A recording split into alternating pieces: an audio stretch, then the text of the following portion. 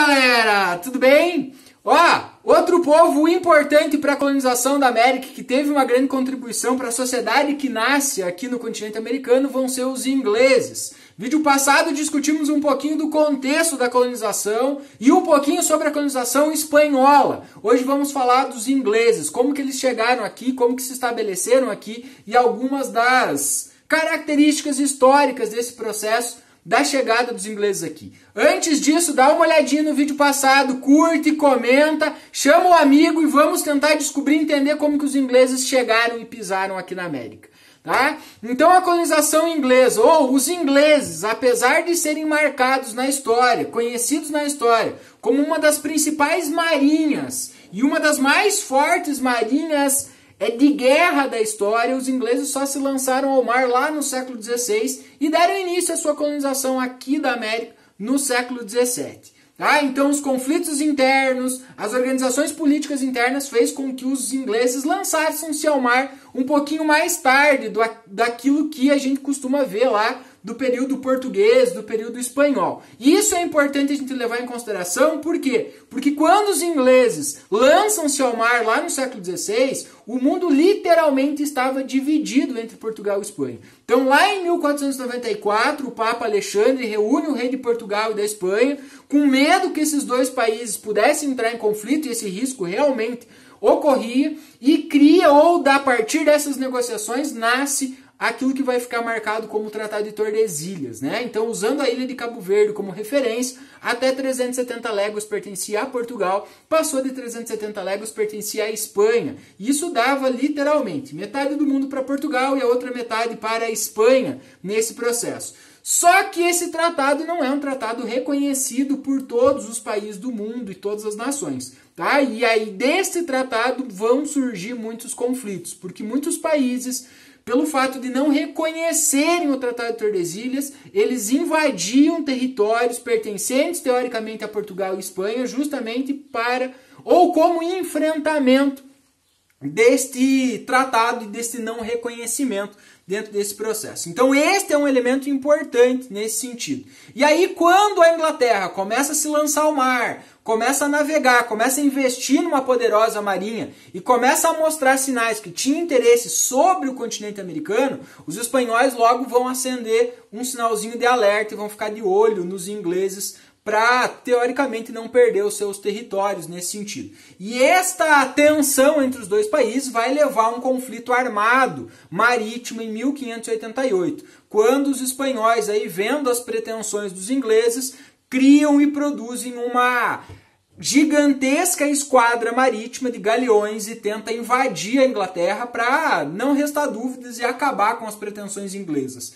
Só que esta imbatível esquadra espanhola acaba sendo uma grande frustração para os espanhóis. Porque ao chegar lá no Canal da Mancha para invadir a Inglaterra, os galeões ingleses apresentam-se de forma ineficiente, porque eram muito grandes para as manobras marítimas de batalha, e uma tempestade naquele dia leva a maioria dos barcos ingleses para fora da batalha, fazendo os espanhóis sendo derrotados pelos ingleses nesta batalha. Isso tem um ponto importante, porque a partir daí os ingleses passam a literalmente sentirem-se à vontade ao mar e passam a usar suas embarcações, em especial para saquear e praticar pirataria, principalmente dos navios que vinham carregados com metais preciosos aqui da América. E estas riquezas saqueadas foi utilizada pelo governo inglês justamente para financiar uma marinha cada vez mais poderosa e um desenvolvimento econômico dos ingleses, o que foi construindo a base da economia, né, do fortalecimento econômico dos ingleses nesse processo. E aí ele passa a conquistar os seus planos ou dar início à expansão dos seus planos e no século XVII lança as primeiras expedições de colonização aqui da América. Outro elemento fundamental para a gente entender a colonização dos ingleses aqui na América é a Reforma Protestante, assim como foi importante, né, no vídeo passado que a gente viu a presença da Igreja Católica. Precisamos lembrar que no século XVI, quando acontece a Reforma Protestante, a Inglaterra vai passar por esse processo da Reforma Protestante de forma muito intensa. Né? Lembrem do Henrique VIII rei inglês nesse momento que rompe com a Igreja Católica e cria a Igreja Anglicana, uma igreja própria para a Inglaterra nessas circunstâncias. Então, a partir desta reforma anglicana, a religião oficial inglesa passa a ser o anglicanismo e as perseguições religiosas vão provocar grandes conflitos sociais entre os ingleses. Então, quando tem início o processo da colonização aqui da América, aqueles que sofriam as perseguições religiosas veem nesse processo a esperança de fugirem e terem a liberdade para praticarem a sua religião e ter uma vida nova, literalmente.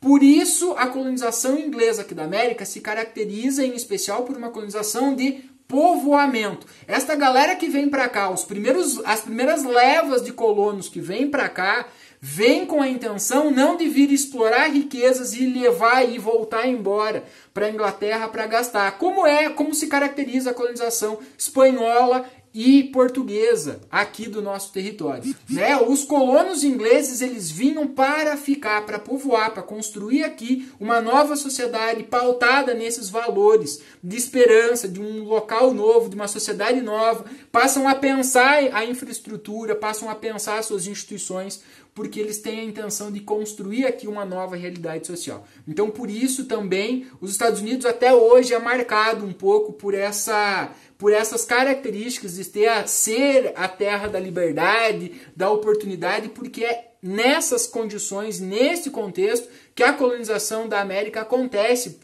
né, pela Inglaterra, nessas circunstâncias, nesse sentido.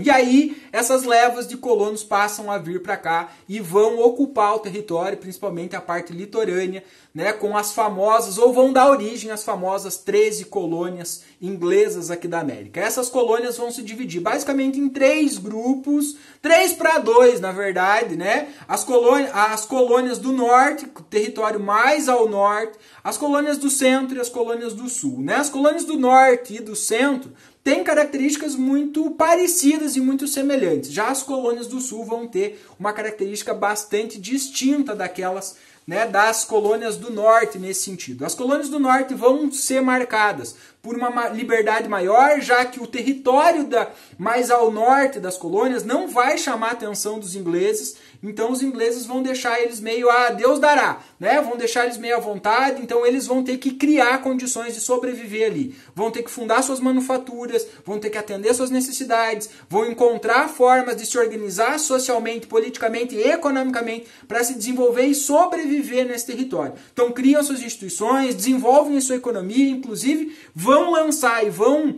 desenvolver o famoso comércio triangular, aonde as colônias do norte vão comercializar com a América Central e com a África, né, onde ofereciam produtos agrícolas, pescado, madeira para a América Central, onde eles compravam o melácio, o açúcar, transformavam em rum, levavam à África, comercializavam em troca de escravos e voltavam e vendiam os escravos, tanto nas colônias ali da América Central quanto nas colônias do Sul. Então as colônias do Norte se destacam justamente por essa liberdade econômica maior, liberdade social, criam suas instituições, pequenas propriedades, manufaturas, eles nascem baseado em um processo de desenvolvimento, podemos dizer, um desenvolvimento industrial, econômico, né? Passa a nascer aí um grupo social que a gente pode até caracterizar como uma burguesia colonial nesse processo, né? Muito mais emancipada, tá? Enquanto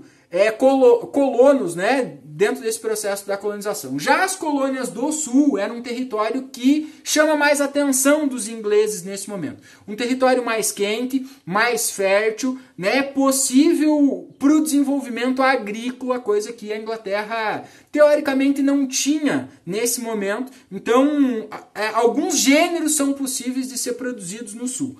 Tabaco, algodão e o milho. Em especial destaque para o algodão, já que a Inglaterra, século XVII, século XVIII, está começando a viver o processo da Revolução Industrial, então o algodão se transforma numa das principais matérias-primas para a Inglaterra nesse momento. Então a atenção da Inglaterra para as colônias do Sul vai ser muito maior. Então por isso as colônias do Sul vai se desenvolver a partir da exploração agrícola, né, em especial do sistema de plantação, né, as grandes propriedades latifundiárias, né, a produção de uma monocultura voltada para o mercado externo, tá, e utilização de mão de obra escrava. Tá? Então esta monocultura era para atender justamente o comércio inglês, né, fornecer, ou tornou-se o grande fornecedor de matéria-prima para os ingleses, né, e nesse processo da Revolução Industrial nesse momento, tá? Então essa vai se dando dentro dessa dinâmica. Essas diferenças entre as colônias do Norte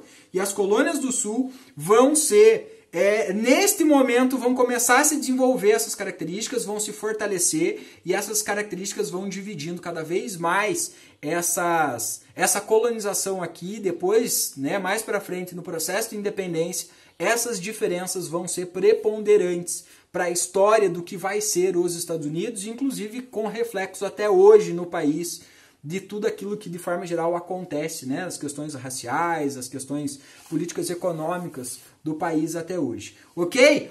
Gostou do vídeo? Curte aí, comenta, deixa seu comentário e se liga aqui, daqui a pouquinho tem outro processo de colonização aqui da América, beleza?